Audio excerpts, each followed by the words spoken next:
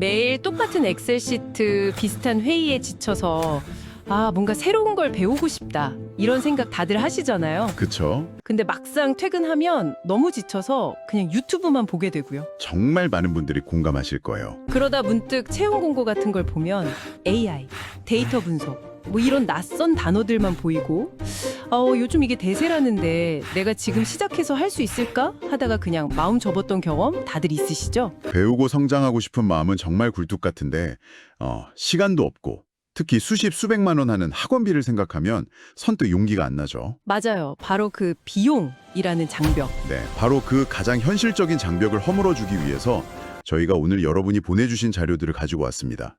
이걸 바탕으로 막연한 불안감을 좀 구체적인 행동으로 바꿀 수 있는 아주 현실적인 방법에 대해 깊이 파고들어 보려고 해요. 네, 바로 내일 배움 카드에 대한 이야기죠. 이름은 진짜 많이 들어봤는데 나랑은 상관없는 얘기겠지 하고 넘기셨을 수도 있어요. 충분히 그럴 수 있죠. 하지만 오늘 저희 이야기를 들어보시면 이게 그냥 지원금이 아니라 내 커리어의 다음 챕터를 여는 열쇠가 될 수도 있겠다. 이런 생각이 드실 겁니다. 그렇죠. 최대 500만 원까지 지원되는 이 제도를 어떻게 100% 아니 200% 활용할 수 있을지 오늘 제대로 한번 파헤쳐 보겠습니다. 자, 그럼 가장 기본적인 것부터 짚고 넘어가죠.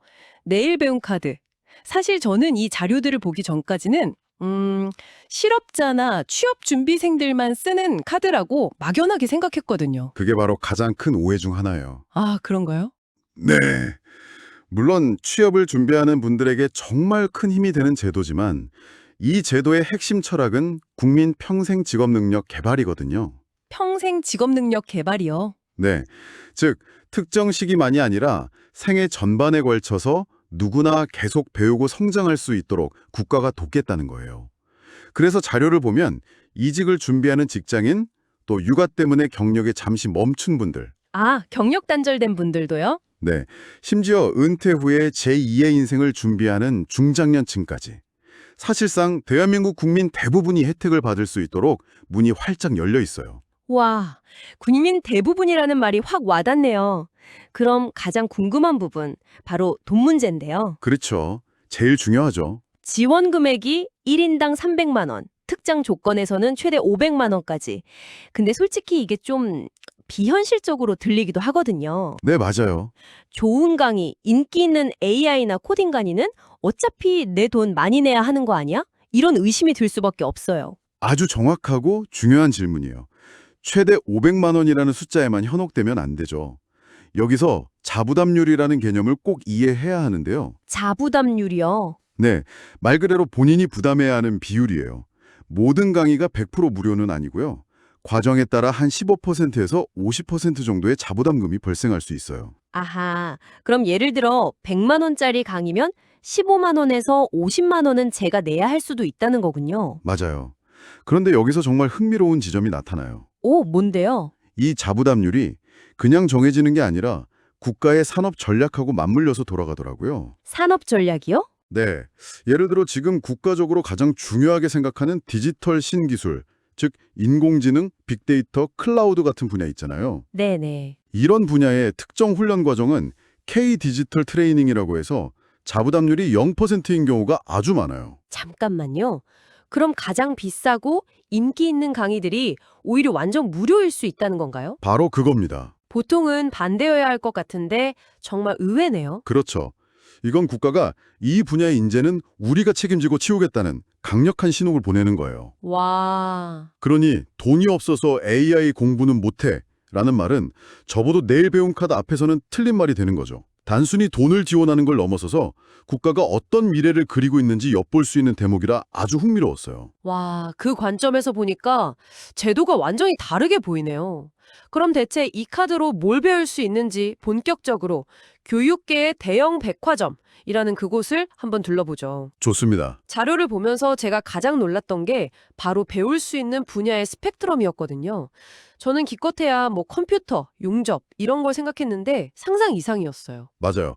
분야가 정말 넓어서 이걸 어떻게 정리할까 고민했는데 자료들을 종합해보니까 크게 세 가지 갈래로 나눌 수 있더라고요. 세 가지요? 첫 번째는 방금 이야기 나눈 미래 산업의 판도를 바꿀 핵심 IT 기술 분야예요.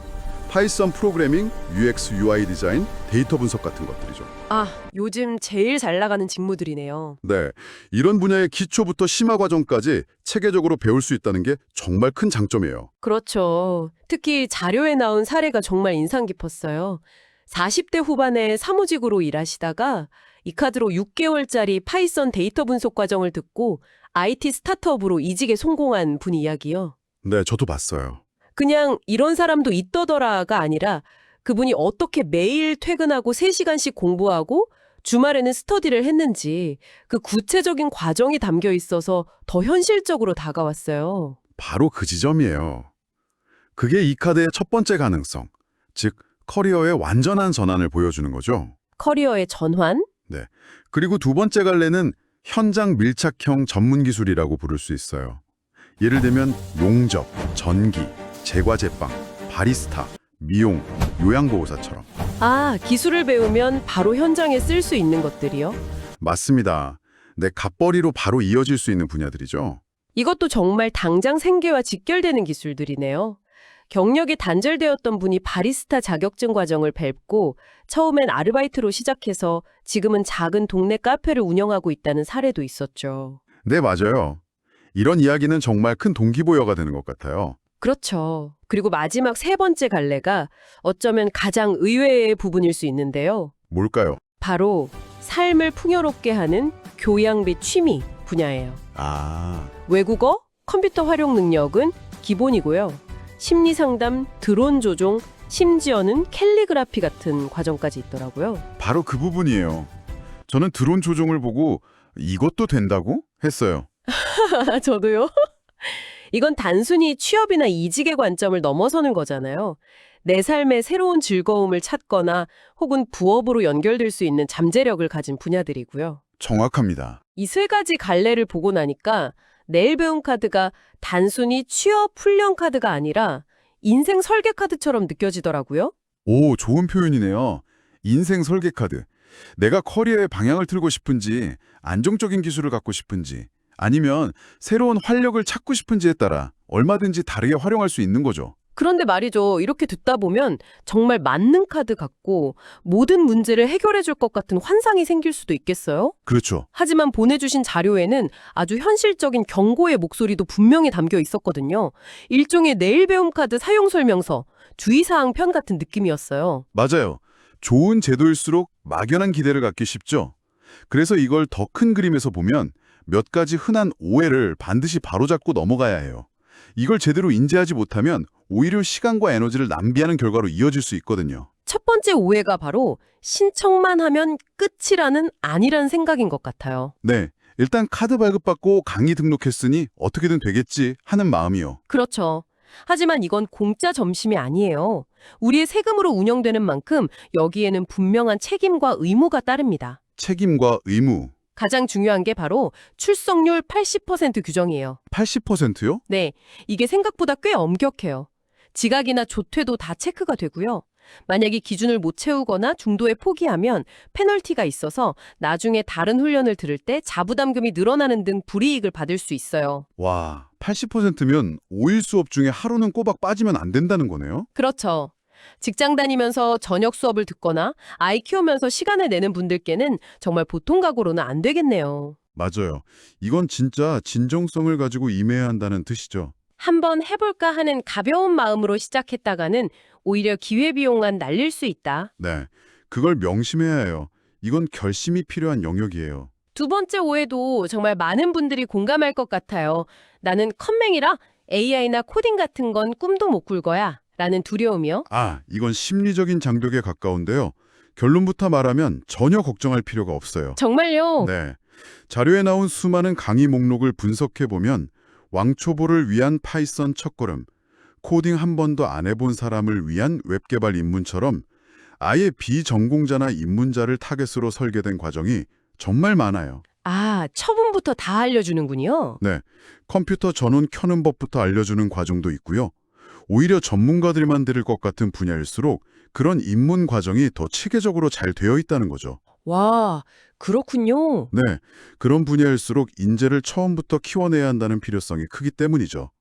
중요한 건 내가 할 수 있을까를 고민하는 게 아니라 어떤 입문 과정을 들어볼까를 알아보는 행동이에요. 이 작은 생각의 전환이 정말 중요해요. 자, 그럼 마지막 오해. 이게 어쩌면 가장 현실적이고 뼈아픈 부분일 수 있겠는데요. 네, 수료만 하면 취업까지 보장된다는 믿음. 일부 학원 광고를 보면 취업률 90% 이런 문구들이 있으니 혹할 수밖에 없잖아요. 이는 아주 중요한 질문을 던지죠. 일부 훈련기관이 협력기업에 추천을 해주는 등 취업 지원 서비스를 제공하는 건 사실이에요. 아, 하긴 하는군요. 네, 하지만 수료증이 있고 채용 합격증은 절대 아니라는 점을 분명히 해야 해요. 그렇죠. 아까 제가 이 카드를 강력한 도구라고 표현했는데 자동차로 비유하자면 이건 목적지까지 알아서 데려다주는 자율주행차가 아니에요. 아, 자율주행차가 아니다. 네, 운전 기술을 가르쳐주고 좋은 성능의 차를 빌려주는 것과 같죠. 운전대를 잡고 지도를 보고 엑셀을 밟는 건 결국 본인의 몫이에요. 와, 비유가 정말 와닿네요. 결국 훈련 과정에서 배운 기술을 내 것으로 만들어서 포트폴리오를 만들고 적극적으로 면접을 보러 다니는 노력이 없다면 수료증은 그냥 종이 한 장에 불과할 수 있다는 거네요. 네, 성공 사례에 나온 분들의 공통점도 바로 그거였어요. 그들은 단순히 수업만 들은 게 아니라 스터디 그룹을 만들고 개인 프로젝트를 진행하고 관련 커뮤니티에서 활동하면서 끊임없이 자신을 증명해냈죠. 카드는 그 시작을 열어준 거고요. 좋습니다. 그럼 이제 이 모든 정보를 바탕으로 듣고 계신 분들이 그래서 나 이제 뭐부터 하면 되는데 이 질문에 답을 드릴 차례인 것 같아요. 네, 자료에서는 정말 친절하게 지금 당장 시작할 수 있는 3단계 로드맵을 제시하고 있더라고요. 네. 첫 번째 단계는 바로 탐색입니다. 탐색. 네. 그런데 여기서 말하는 탐색은 단순히 HRD 넷 사이트에 들어가서 어떤 강의가 있나 둘러보는 게 아니에요. 아, 그런 게 아니고요. 그거보다 먼저 조용한 카페에 앉아서 노트를 펴고 나 자신을 탐색하는 시간을 갖는 거예요. 나는 앞으로 5년, 10년 뒤에 어떤 모습이고 싶은가? 나는 어떤 일을 할 때 가장 즐겁고 몰입하는가? 근본적인 질문이네요. 네. 나의 강점은 뭐고 그걸 극대화하려면 어떤 기술이 필요할까? 이런 질문을 스스로에게 던져보는 거죠. 무작정 인기 강좌를 따라가는 게 아니라 나의 내비게이션 목적지를 먼저 설정하는 거군요. 맞아요. 이 과정이 가장 어렵지만 제일 중요해요. 그렇죠. 이 과정 없이 시작하면 유행만 쫓다가 길을 잃기 쉽거든요. 이렇게 나에 대한 이해를 바탕으로 방향이 정해졌다면 두 번째 단계는 비교입니다. 비교. 관심 분야에서 최소 3개 이상의 훈련 과정을 비교 분석해야 한다는 내용이었죠. 네, 여기서 제가 인상 깊었던 조언은 집에서 가깝다는 이유로 선택하지 말라는 거였어요. 정말 중요한 포인트예요.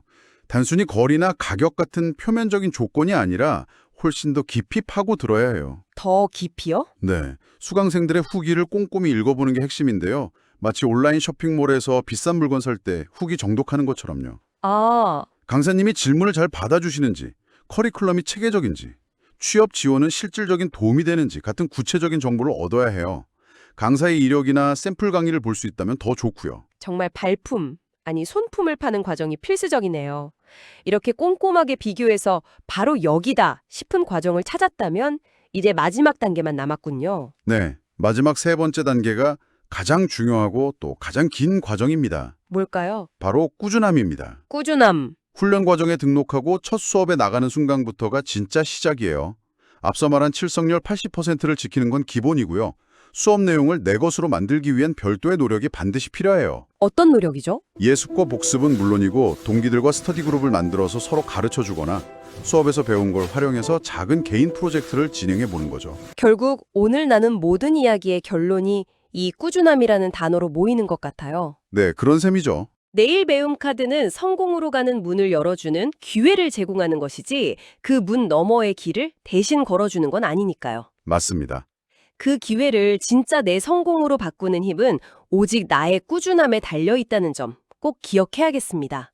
오늘 저희는 내일 배움 카드라는 하나의 제도를 통해 막연하게만 느껴졌던 자기개발과 커리어 전환을 어떻게 현실적인 계획으로 바꿀 수 있는지 구체적인 방법들을 살펴봤습니다. 나도 한번 해볼 수 있겠다는 작은 용기가 생기셨으면 좋겠습니다. 이 카드는 단순히 몇백만 원의 교육비를 지원하는 걸 넘어서 국가가 여러분의 가능성에 투자하고 있다는 의미를 담고 있어요. 국가의 투자. 네. 내가 과연 새로운 분야에 도전할 수 있을까? 이 나이에 뭔가를 다시 배울 수 있을까?